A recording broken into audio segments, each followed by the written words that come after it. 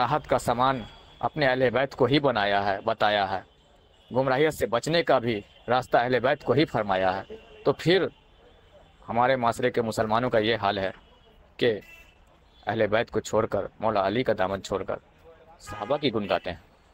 जिनकी जुबान से देखें तो सहाबा सहाबा की रट लगाते हैं। मैं इनके खिलाफ बोलने के लिए नहीं बोल रहा हूँ, ना इनके लिए सहाबा के लिए बुग़्ज़ रखने के लिए कह रहा हूँ, ना इन्हें बुरा भला कहने के लिए कह रहा हूँ। चलो जो खताएं की, जो गलतियाँ की, अल्लाह, अल्लाह के रसूल और वो जाने। पर हमें, हमारे लिए जो नसीहत है वो अहले बैत है, अहले बैत का दामन है। और जुबां पे नाम जिक्र अहले बैत मौला अली का होना चाहिए। यही कामयाबी है हमारे लिए। आप कौन थे चार यार? अबू बकर सिद्दीक, उस्मान गनी, उमर बिन खत्ताब। अब मुझे बताएं, ये उमर बिन खत्ताब रसूलुल्लाह सल्लल्लाहु अलैहि वसल्लम के यार थे? जब रसूलुल्लाह सल्लल्लाहु अलैहि वसल्लम ने फरमाया कि लाओ कलम दवात मेरे लिए लेकर आओ ताकि मैं तुम्हें कुछ नसीहत कर दूं, और वो तलवार लेकर खड़े हो गए कि नहीं, हमें मोहम्मद रसूलुल्लाह की नसीहत की ज़रूरत नहीं है, मेरे लिए कुरान काफ़ी है, हमारे लिए अल्लाह का कलाम काफ़ी है। ये यारों के साथ बातें होती है भला?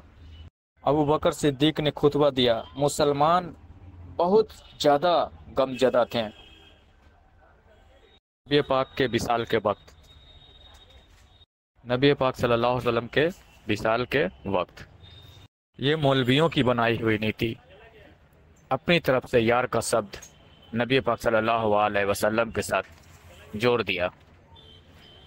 ऐसे होते हैं यार। और नबी पाक सल्लल्लाहु अलैहि वसल्लम का कोई यार नहीं, नबी का यार नहीं होता है। नबी पाक सल्लल्लाहु अलैहि वसल्लम का एक ही यार था।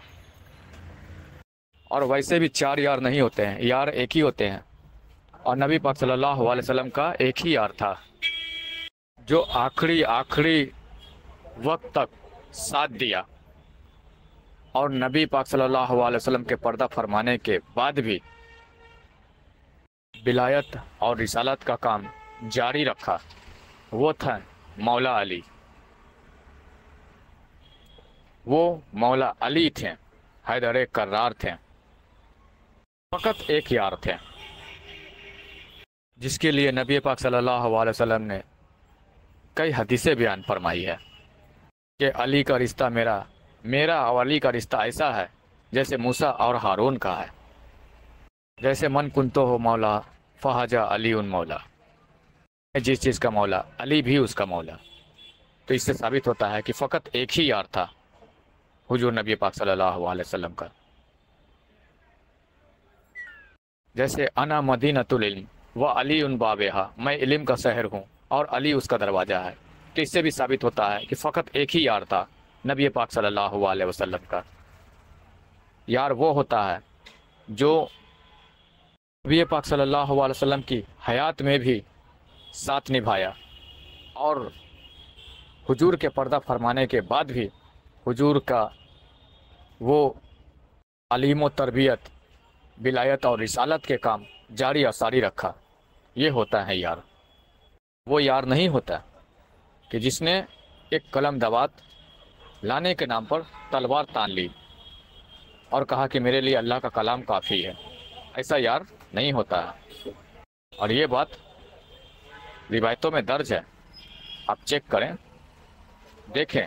मैं अपनी तरफ से नहीं कह रहा हूँ कि उमर बिन खत्ताब ने तलवारें तानी, अपनी तरफ से नहीं बोल रहा हूँ। ये रिवायतों में दर्ज है, हदीसों में ये बात आई है कि जब कलम दवात नबी पाक सल्लल्लाहु अलैहि वसल्लम ने बीमारी की शिद्दत में आखिरी वक्त में मांगा तो उमर बिन खत्ताब ने तलवारें तान ली और कहा कि मेरे लिए अल्लाह का कलाम काफ़ी है। ये रिवायतों में, हदीसों में दर्ज है।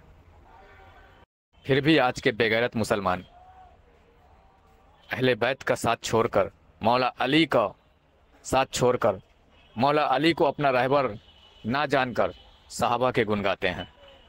अरे चलें, सहाबा का अपना एक करम है, अपना उनका एक अमल है। जहाँ तक उनकी अच्छाइयाँ हैं तो उनकी खताएं भी तो भरी पड़ी है।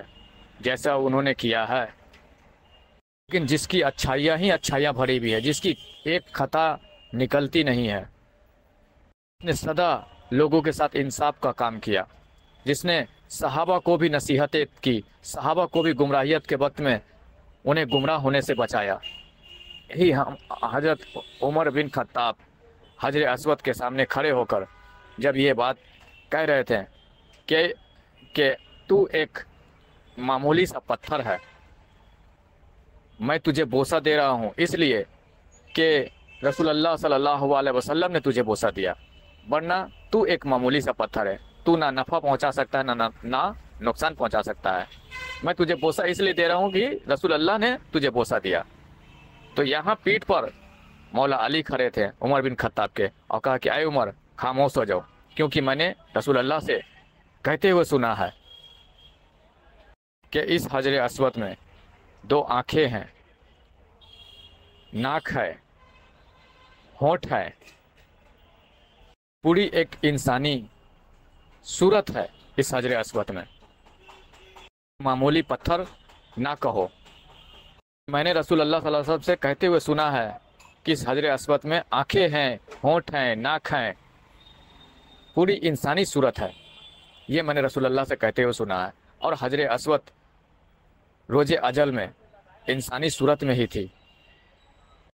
تو مولا علی نے عمر بن خطاب کو وہاں پہ ٹوکا، اور عمر بن خطاب نے جب خطائی کی، غلطیاں کی، تو مولا علی سے اپنے لیے صلاح مشورہ لیا کرتے تاکہ گمراہ نہ ہو، اور عمر بن خطاب نے خود اپنی زبان سے یہ کہا کہ اے علی اگر تم نہ ہوتے تو عمر کب کا گمراہ ہو چکا ہوتا۔ یہ عمر بن خطاب کے ہی جملے ہیں جو روایتوں میں آئے ہیں۔ تو مولا علی نے صحابہ اکرام کو اصلاح نصیحتیں کی اور ان کی اصلاح بھی کیا، جن کی خطائیں نہیں نکلتی، جن کی غلطیاں نہیں نکلتی، جن کی فضیلت عظمت روایتوں میں حدیثوں میں بھری پڑی ہے اور نبی پاک صلی اللہ علیہ وسلم نے خود بیان فرمایا ہے، ایسی ہستی کو چھوڑ کر صحابہ کی رٹ لگاتے ہیں، جن کے بارے میں نہ کسی حدیثوں میں اللہ کے رسول نے کوئی ایسی باتیں، ایسی روایتیں پیش کی ہے، نہ عظمت نہ شان بیان کی ہے۔ ساری عظمت ساری شان اہل بیت کے لیے حضور پاک نے بیان فرمائی ہے، راحت کا سامان اپنے اہل بیت کو ہی بتایا ہے، گمراہیت سے بچنے کا بھی راستہ اہل بیت کو ہی فرمایا ہے۔ تو پھر ہمارے معاشرے کے مسلمانوں کا یہ حال ہے کہ اہل بیت کو چھوڑ کر، مولا علی کا دامن چھوڑ کر صحابہ کی گن گاتے ہیں، جن کی زبان سے دیکھیں تو صحابہ کی رٹ لگاتے ہیں۔ میں ان کے خلاف بولنے کے لیے نہیں بول رہا ہوں، نہ ان کے لیے صحابہ کے لیے بغض رکھنے کے لیے کہہ رہا ہوں، نہ انہیں برا بھلا کہنے کے لیے کہہ رہا ہوں۔ چلو جو خطائی کی، جو غلطیاں کی، اللہ کے رسول اور وہ جانے،